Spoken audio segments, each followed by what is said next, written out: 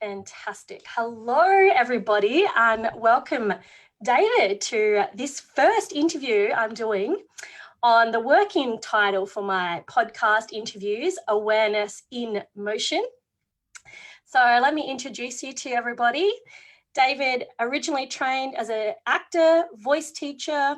His work in these areas led him to the Alexander technique and the Feldenkrais method, so you know both. You qualified as an Alexander teacher in 1986 and a Feldenkrais practitioner in 1990, an assistant trainer in 1997. And you run a salsa dance school for 15 years, plays guitar, sings in 2 choirs. Wow. Lives and works in Avalon Beach, New South Wales, and you have online classes and you have people all around the world attending your classes. Thanks so much for joining me and helping me answer this question, the difference between Feldenkrais and the Alexander technique. Yeah, thank you for having me. Yeah, it's an interesting question. I've been asked that question for more than 30 years, and it's very hard to give a proper description because it really depends on who you're talking to. You know, we train as a Feldenkrais practitioner or as an Alexander teacher, and, you know, we evolve our own way of working. And there's so much scope for variation within each technique that it's really hard to say what the difference is. So I can make a description of what the difference is, but really it's when you come down to experience a lesson with another teacher that you really understand. Nevertheless, we'll give it a go today. Yeah.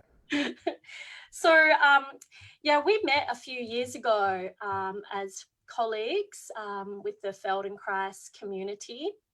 And then I saw your talk on the summit and I thought you would be perfect to come on and talk. So let's give a little bit of background into how Moshe and Alexander met, because and a little bit of a timeline of where they sit. Yeah, it's interesting. He's born in 1869, died in 1955. So he's 35 years older than Feldenkrais. And it's interesting that the thing that's the same about both of them is that they both had a problem that couldn't be helped by existing resources. You know, Feldenkrais with his knee injury, and Alexander was an actor who had a voice problem. They tried everything, nothing could help. So both of them realized they had to draw on their own resources, and both of them recognized there was a link between the way they moved and organized their body and the symptoms they suffered. But, you know, where they came from is really different. Maybe I'll talk about that in a minute. And it's funny, Feldenkrais had lessons with Alexander. He had about 4 lessons with Alexander. He had about a dozen lessons with one of Alexander's senior teachers named Walter Carrington. Then he had quite a few lessons with a interesting Alexander renegade called Charles Neal, who became a friend and went over and stayed with him in Israel. And that picture of Feldenkrais standing on the beach with David Ben-Gurion, the prime minister who he'd worked with, holding him in a headstand. The person holding the other leg is this Alexander teacher, Charles Neal. Oh, there you go. I didn't know that. You didn't mention that in the summit. No. I was going to talk about Charles Neal, but ended up not doing that. I mean, Feldenkrais is interesting enough on his own, you know, he's so eclectic and ingenious in what he discovered. But anyway, he met Alexander, had 4 lessons with him, as I said. It was enough to say that he described Alexander as having the best hands in the world. In other words, he'd put his hands on you and you were immediately, you know, captivated by what you were experiencing as soon as Alexander touched you. And Feldenkrais at this stage had just written his first book, Body and Mature Behavior, and he came and he brought it into the teacher, Walter Carrington, and said, "Here's my new book." And Carrington took it and read it and gave it to Alexander. And then soon after, he was summoned to meet Alexander. And Alexander said, "You've stolen my ideas." And Feldenkrais didn't have an answer. He was probably so fond that Alexander would even say that, I think. But so he didn't have any more lessons after that. But the funny thing was that Alexander was really sensitive at that stage. Yeah. He'd already published 4 books, and he'd just been through a big court case in Mm. South Africa where there was some teachers, Alexander teachers down in South Africa, who were making a real difference and wanting to involve the education department in the work. And the head of the education department at that moment, or minister, I can't remember, he was a minister of something, decided that Alexander was a quack, Yeah. and he tried to stop it. And anyway, a court action came about, and Alexander was exonerated, and he won the court case, and they had to pay costs. And anyway, and they appealed again, and they also the South African government lost that appeal as well. But this was just at the time when Feldenkrais turns up and Oh, no. so he's very sensitive about it. Yeah. Yeah. I can imagine. Yeah. When you Yeah. hear what was actually going on in his world. Yeah. Yeah. Fascinating story. Fascinating. Because they did develop, not alongside of each other, because Alexander was before Moshe. Yep. So, Yep. and it's not like Moshe did use other techniques in his work, but made it his own. Yeah, Alexander, so they described as the man with the golden brick. He had, a couple of ideas that he really worked on himself, and he discovered something ingenious. Feldenkrais had great ideas like that, but he also was synthesizing knowledge from everywhere. So, quite different people, quite a different background. Alexander, he had this voice problem. He used to get so hoarse he could barely speak. There's not too much theatrical work in Tasmania around the turn of last century. But he used to give recitals of Shakespeare and poetry and different prose, and spent a lot of time in Sydney and Melbourne, toured to New Zealand. And it was actually when he was in New Zealand that halfway through a performance, he completely lost his voice. Oh. It was devastating. And anyway, then he really started to think, what the hell is going on? And Which is often the case, isn't it? When it gets to that point of no return, I have to do something about this pain, this point of challenge. But his process of discovery to discover the technique really is a good indicator of what, how the method works and how it's different to Feldenkrais. Could you share about that with the mirror idea? Absolutely. Alexander, he knows there's a problem, but he can't work out what it is. He decides to observe himself speaking. So he sets up some mirrors. He has one facing straight ahead. He has another one at a 45-degree angle. And so he faces the one with the 45-degree angle, and it means that he can see a profile. So he starts to observe himself. And first he can't really see anything, but the more he looks, his sensitivity develops, and he starts to see things that probably don't relate to speaking. He notices before he speaks, he takes a big gasping breath, he tightens the back of his neck, and he pulls his head back and down, and then he will declaim. And he tries to not do that. He thinks, well, that's clearly not going to help me speak. So he decides to not do that, and he finds he can't. He can stop one aspect of it, but not the whole pattern. And he may really focus on trying to keep his neck relaxed, but then he finds he takes a big gasping breath, or he tries to keep his breath even, and then his head starts pulling down. And not only that, but he found that before he did anything, there was, first of all, this sequence, like preparatory movements, where he'd brace himself and compress himself. Anyway, he's working at this for a long time.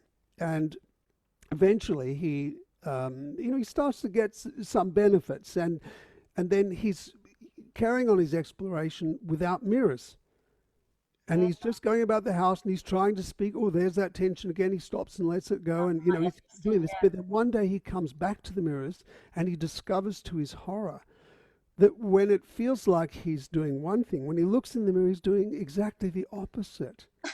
And he tries a number of other experiments, eyes closed, eyes open, and sure enough, he's doing, he's got no idea what he's doing. And he thought, this is a major problem. How the hell am I going to, solve this voice problem if I've got no idea what I'm doing? If someone tells me the right way to use my body, or, the right way to speak, how will I know I'm actually doing it? Yeah. And in fact, how will I know I'm doing anything? And this led him to this brilliant discovery. It's probably one of the cornerstones of the Alexander method, which is inhibition.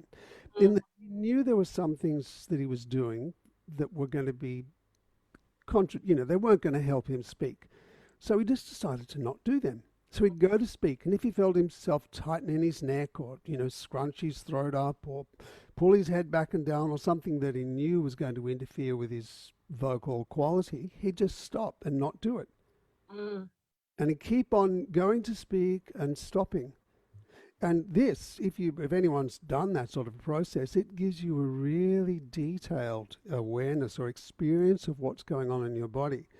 mm. So it's still, nothing was really changing, but he was starting to get an idea of what the conditions would be if he would, if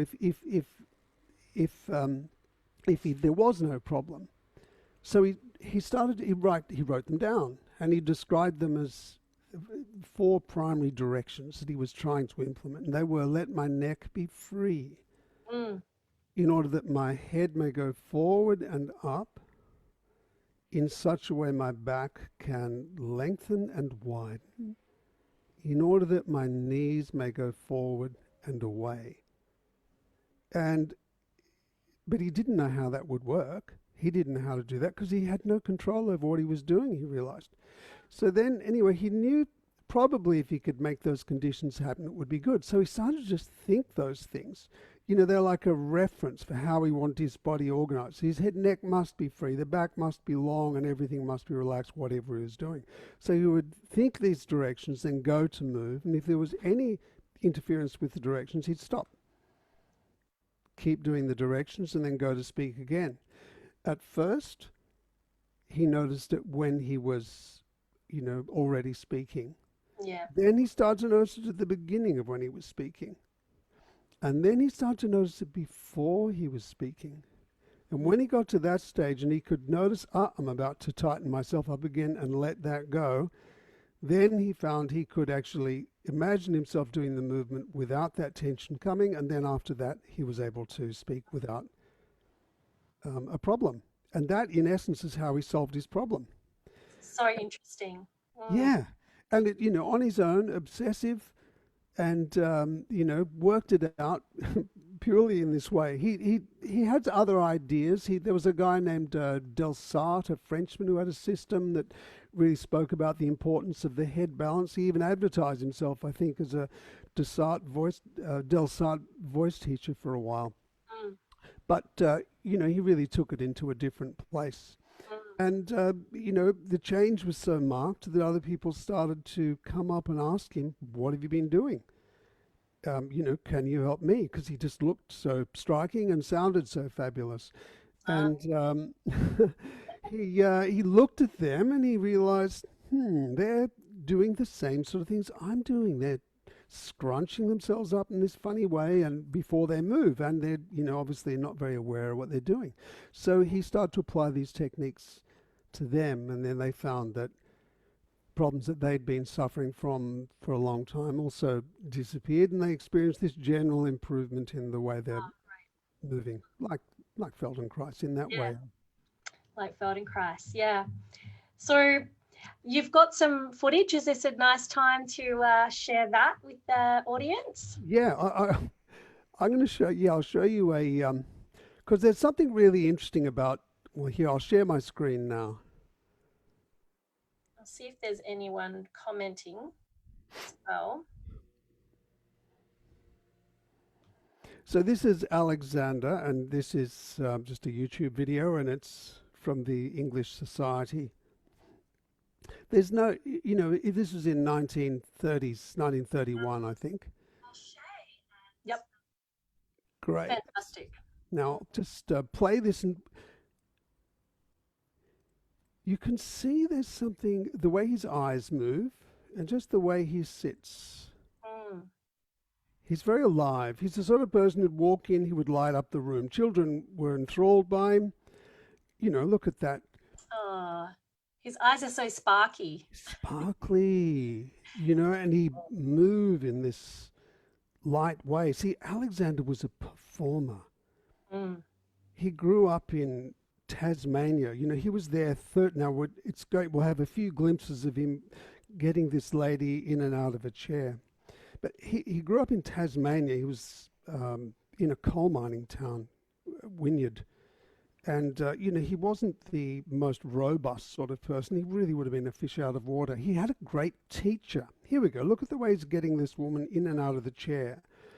Get a sense that hand on the top of her head is extremely light. And the feeling of that is it's lifting your head up. Even though the hand is just resting there on the top, he has his other hand on her back. Mm. And yeah, well, so she's going to get up in a second. Watch the way she gets up. Mm. It's communicating something. Let's look at that bit again. Yeah, let's do that. Fascinating.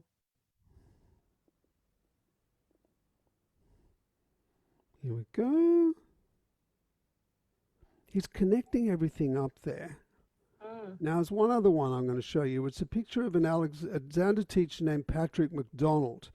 Yep. And McDonald is a teacher who he's really worked with, you know, he's the one who really got Alexander's technique in Israel getting together.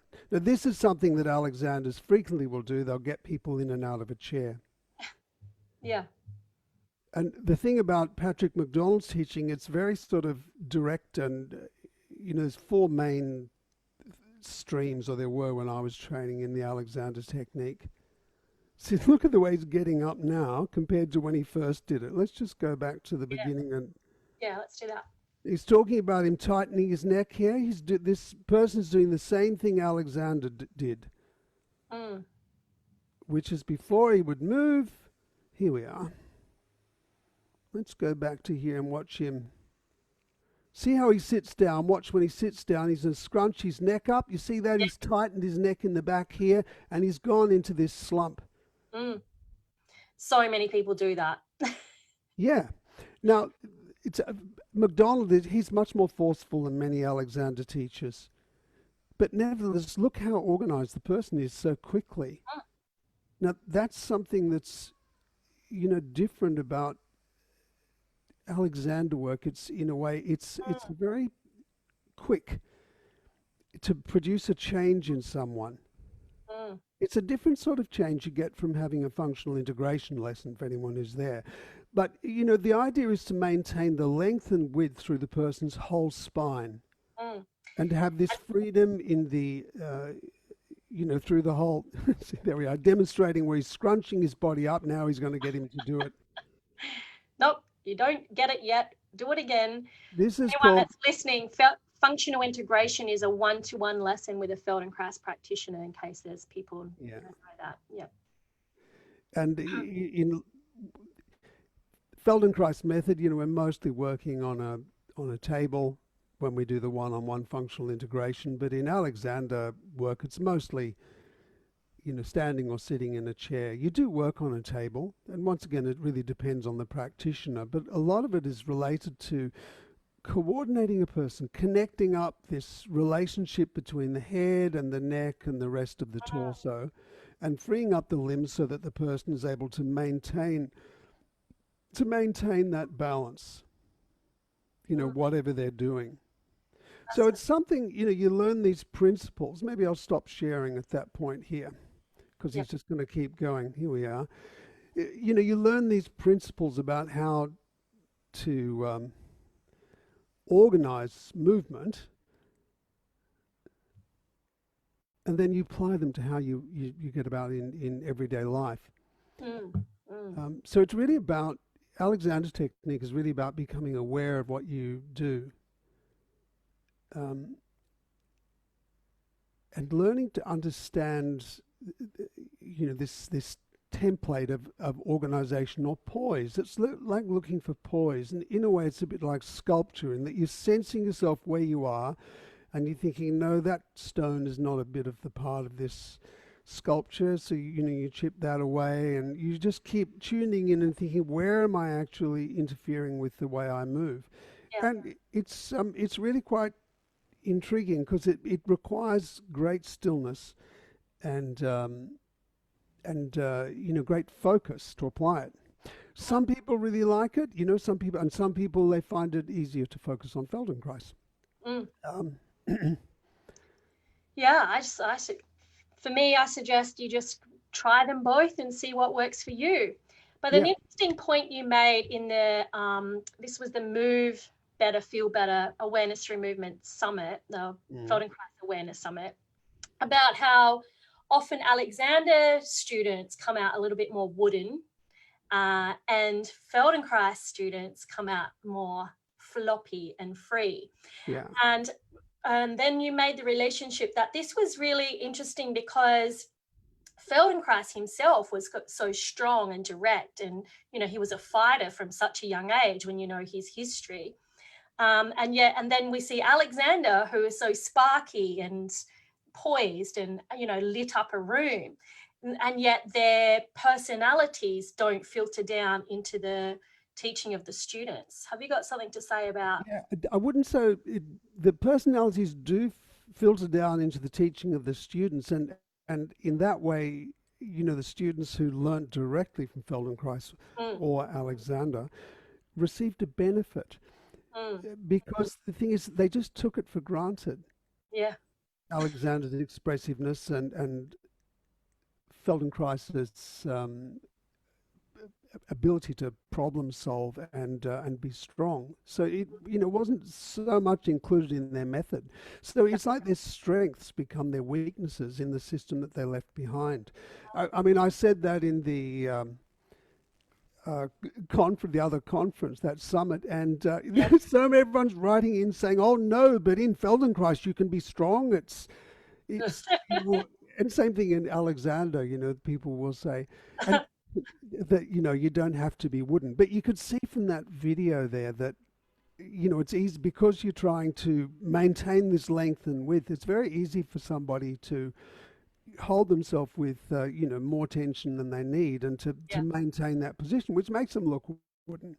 And it depends, but if that same person's going and doing contact improvisation, or they're exploring other modalities of movement and self-expression, certainly they're not going to be wooden.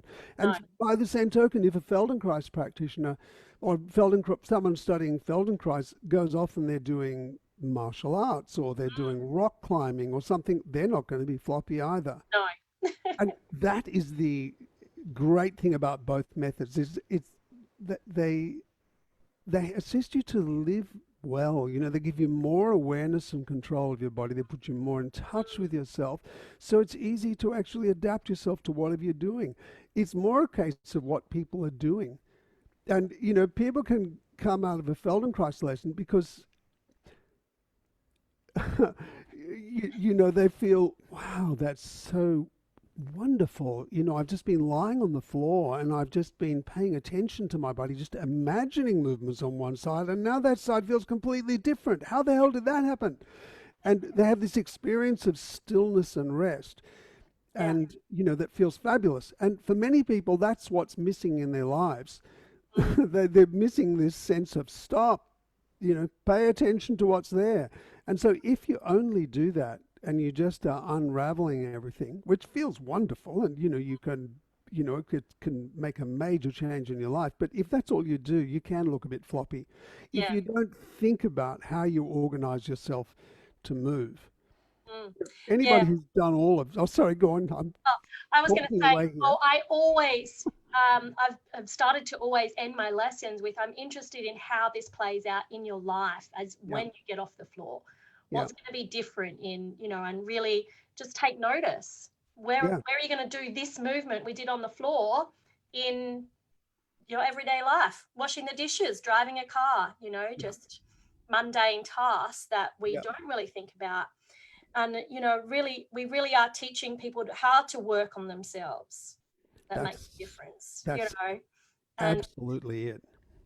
and That's the essence of it, is you're teaching people how to work on themselves. If you want to get the benefits of the system, you have to do a lot of it, really.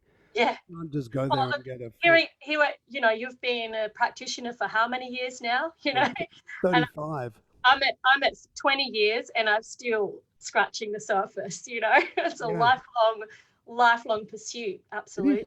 And it's funny, in this year, in fact, Christmas last year, I had a revelation, as to the the scattered nature of my focus sometimes, and so now I'm re-examining everything I've been doing, and Mm. so I'm more inspired about the work now than I have been, in 20 years. It's fantastic. Yeah, there's always something new to discover. Absolutely. Yeah. Would you like to guide us on a little Yes. exploration? Yeah. I think it could be, because you can't really get a sense of the method of Alexander's technique or Feldenkrais for that matter until you actually experience it.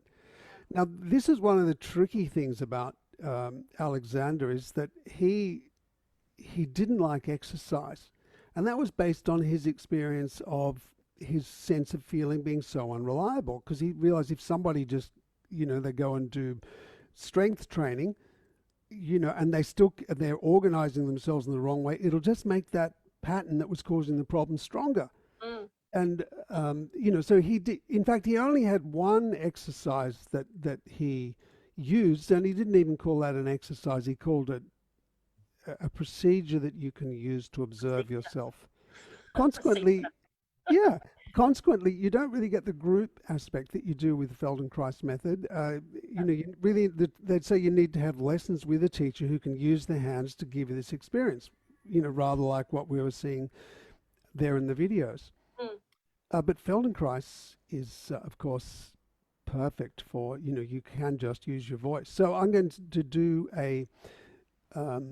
well, it's really a Feldenkrais lesson in the way, or really I'm going to describe my own process of how to use the directions, Alexander's 4 primary directions, and inhibition.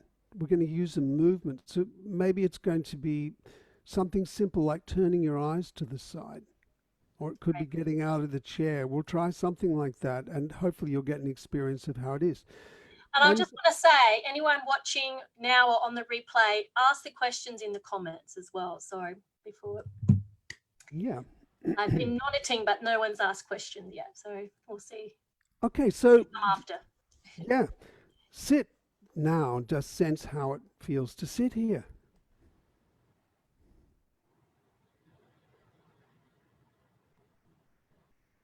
What comes to mind when you pay attention to how you're sitting here? Do you have an experience inside your body, or are you listening to thoughts? As you're talking. And notice when you consider your body, what you actually sense. When you think of your body, do you think of your whole body, or are there some parts of yourself that stand out more than others? Maybe you feel your body against the chair or wherever you're sitting. Or maybe you have a sense of your shoulders or neck. Well, pay attention to your breath.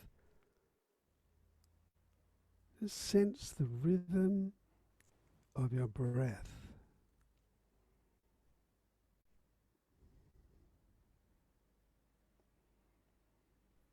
Breath moves in, the body opens. Breath moves out, body relaxes back. Just sense how you move as you breathe. And sense the space inside you. Maybe close your eyes for a moment and just sense how, where you are in space. When you close your eyes and you just have the sense of your body moving as you're breathing, where do you experience it? How much of your body is moving?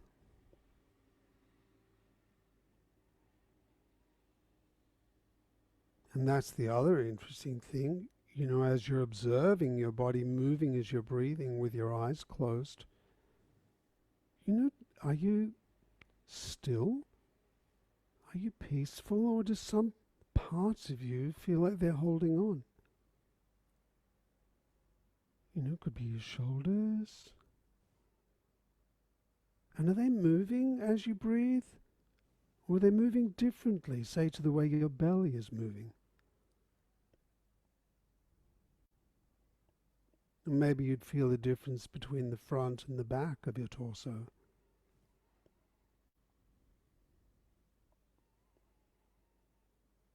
Well, Alexander, he would think of his body in this way, and then he'd think, let my neck be free. In such a way my head may go forward and up, in order that my back can lengthen and widen, in order that my knees may go forward and away.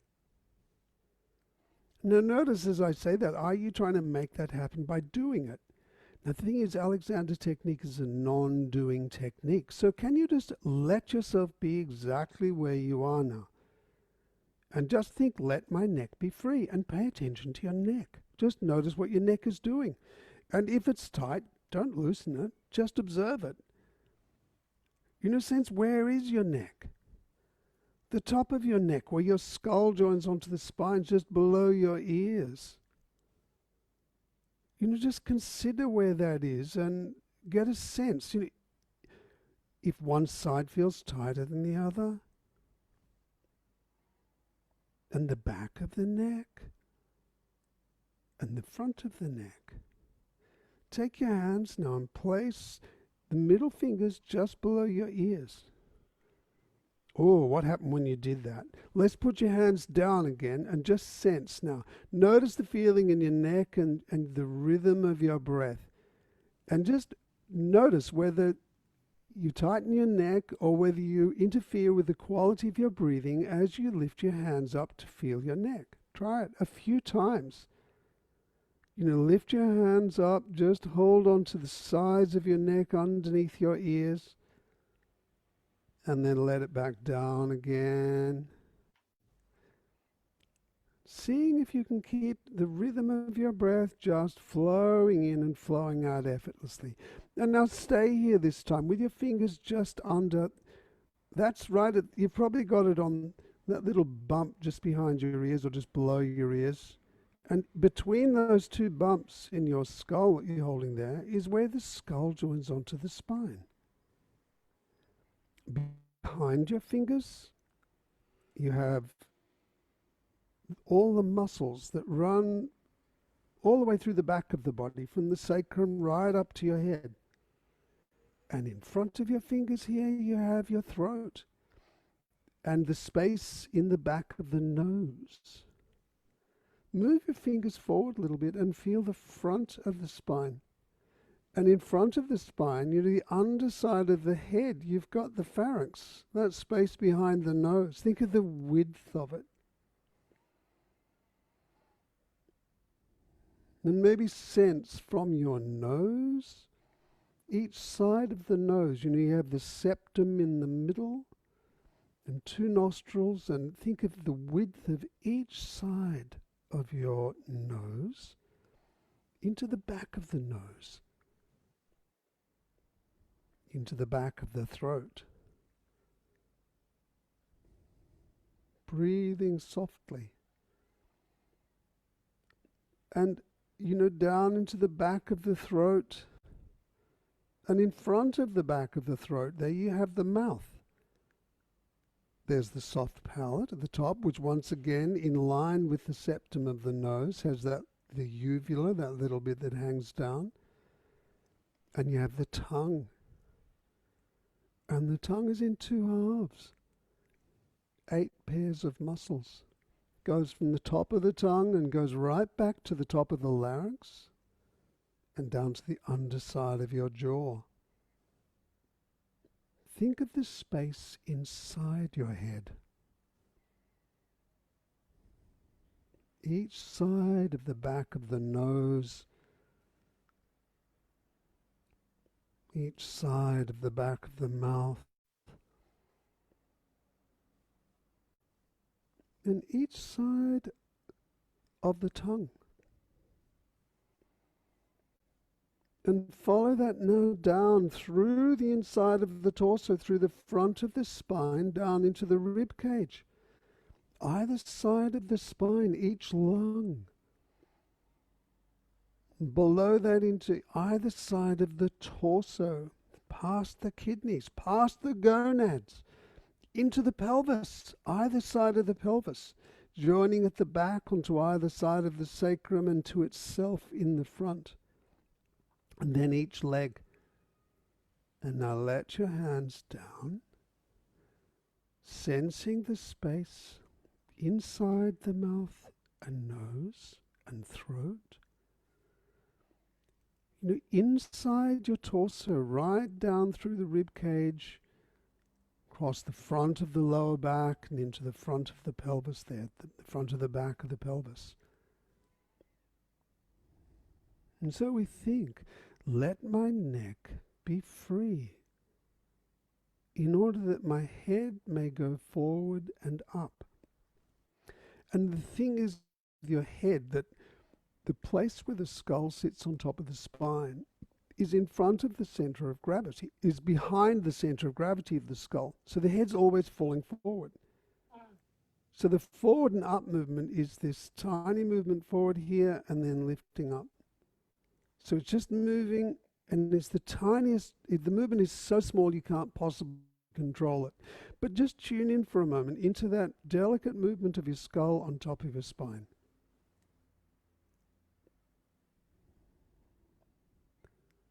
Your head is moving. You just have to make yourself quiet enough to feel it. Don't do the movement because it'll be much more cumbersome than what your nervous system can manage on its own. But sense each side of the inside, the front of your head and neck, and then the back. All that musculature from the back of the head down either side of the neck onto the rib cage and down into your pelvis. And think, let my neck be free in order that my head may go forward and up. And that happens in such a way that my back can lengthen and widen. So you just think of the length and the width. You don't actually do it, you just think of it. And you think, my back is lengthening and widening in order that my knees may go forward and away. So that means if they're going to go anywhere, the knees, whether you're standing, for instance, they'll go forward rather than back because, that's the way our knees work. So everything's lengthening away from the center. Now, so I'm going to we'll just sit here for a second. Sense, let my neck be free in order that my head may go forward and up in such a way my back can lengthen and widen, in order that my knees may go forward and away. And just notice the organization of your body and just go to stand up. Go to stand up. And I want you to stop if you feel any tension that would interfere with any of those directions. Like the moment you feel, in fact, let's make it easy because I want you to feel no tension whatsoever. See if you can come up to standing where there is no effort. I have to move my chair back. Yeah, move your chair back a little bit. And I'm on a high chair, so it's not... That's going to make it easier. But start, just make it so there is no movement. I'm actually sitting on my heels, so it's... So you're going to go to lift yourself. But if you feel any tension at all in the belly, in your neck, anywhere, stop. Like no tension whatsoever, stop. The slightest tension, it's not about getting this, it's about feeling what is the mechanism of how we interfere with the quality of movement. And, understanding how it spreads through the whole body. So getting up is not part of it. So at the moment, you're realizing when you're halfway up, oh, there it is. That's what Alexander did. Now, Yes. so try staying there, but try to go more slowly. So start off in stillness. Think, let my neck be free in order that my head may go forward and up in such a way my back can lengthen. But as soon as you're fixing anywhere, stop and then let that tension go. But don't come up straight away. Come back, wait, because you haven't, it hasn't relaxed yet. You've got to wait for it to stop. Like when you come up, you'll feel yourself tighten. Come back down, wait for that tension to drain away completely. So you're in stillness. We start with stillness. And you do one movement. You go to move, but if there's any interference, any tension, stop and let it go. Now that process of letting it go, stay with it though, because that's the thing. Like when you come up, you feel that tension maybe in the rib cage or your neck or somewhere, or your back. Then come back and stop. And the process of it letting go is really interesting. And linger a little bit longer when you let it go. Because if you're listening, you may find somewhere else lets go other than the part you were sensing. And this is the key to developing this detailed awareness of your body and freedom. So you think stillness, you then go to move. If there's the slightest tension, you stop. Like no effort. And that's what it feels like when you're really well organized. You get out of a chair when Alexander teacher's got you going, and it feels effortless. So you want to feel that now. And what about people that can't even sense this, David? People who can't sense this, then where do they begin? Well, no, we come and have a lesson, or you work with something. If I work with my first session that I work with people, it's usually an hour and a half to 2 hours. Yep. And the first hour, I'm just getting to meet them. Yep. And I'm actually learning to get a sense of how they feel. And mostly it's about giving the person a direct experience of how they, of what's going on, so that they can feel what's going on in their body in real time. And With most people, in my experience, they're not actually sensing what's going on in their body. They're sensing the parts of their body that they use all the time. And when I say the parts of their body they use all the time, I'm meaning the parts of the body that are relating to their anxiety, usually, or the thoughts and feelings that they're having. So from my experience, most people's image of their body is at odds with, we have this form of dysmorphia. Anorexia is the most extreme example, and that somebody who's on death's door can look in the mirror and think that they're fat. Well, from my experience and perspective, most people have some of that. Not about whether they're fat or thin, but their image of their body is out of kilter with what's actually there. And so my job, I feel, is to help people sense what's there. And if you pay attention to what's actually going on, which you may have experienced when we're doing that you started to actually, feel different parts of yourself relax and soften. And, things change. And it's following that process of noticing changes to be able to recognize them. People, for instance, who aren't used to feeling things, I'll do something, I could work on them on the table, for instance, and they look really different, obviously really flat, and soft, and they're breathing really easily, and then I say, okay, now get up off the table. They get up off the table and they walk around, and I say, how's that? And they go, oh yeah. And I would say, yeah, well, I'm surprised by that. And then I thought, oh, what does it feel? No, not really. It doesn't feel different. And well, it's something feel more relaxed. Oh yeah, it's more relaxed. Yeah. Yeah, but they don't have a conversation for it. They can't recognize it. So initially, I find you need to get people to recognize that, and then it's a process of making them more still. Absolutely, I agree. Yeah, awareness is specific, and it is a process of learning. So it's not something you get straight away. We do have a couple of comments. Holly said it's so interesting. She's had the worst head and neck shoulder trouble this year, probably from March. Well, I think a lot of people are probably struggling with that with the extra time we're spending on Zoom and sitting, and the whole anxiety around what's happening in the world at the moment. So even more important reason for someone to find a teacher, whether it's yourself or myself. And Donna Rose has said she can't wait to listen into the interview later. She doesn't have time now. So, yeah. Any last words before we wrap this up, David? Yeah, well, the I would urge people, if you're interested, if you've always had it, is to actually find a teacher. Well, that's a bit difficult at the moment. There's many teachers aren't actually working, but you can come along and do online classes with Feldenkrais and also with Alexander. And if anyone's interested, they can actually call me and do a one-on-one session, and I'll watch the way they move and teach them this process of direction inhibition. I use the Feldenkrais method to teach the Alexander technique. And in fact, next Tuesday and Thursday, actually, in my online classes, I've been working with developmental movements, or the evolution of movement. And at the moment, we're up to bears. Oh. And we're beginning to get into, it's the second crawling lesson, but on the next week, I'm going to be focusing on head balance and orientation to the world. So if anyone's interested, you can come to my classes. Well, there's a flexible scale from free to $20. And just go to my website, which probably there'll be a link at the bottom of this. We'll drop the links for your work.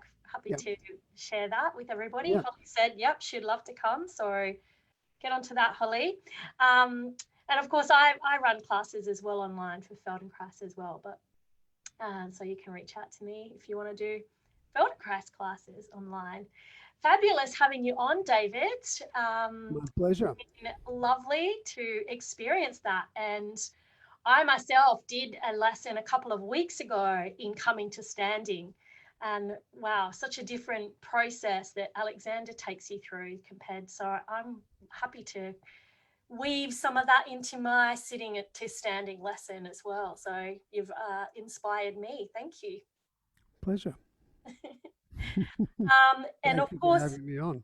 Yeah, if anyone's got any questions after you're watching this replay, please comment. You might be watching this on Facebook or YouTube, or even listening to my podcast. I'm hoping to turn these interviews into a podcast so people can listen to the audio. So let's anything else you want to share? Last comments. You think we covered it all? It's there's so much to cover.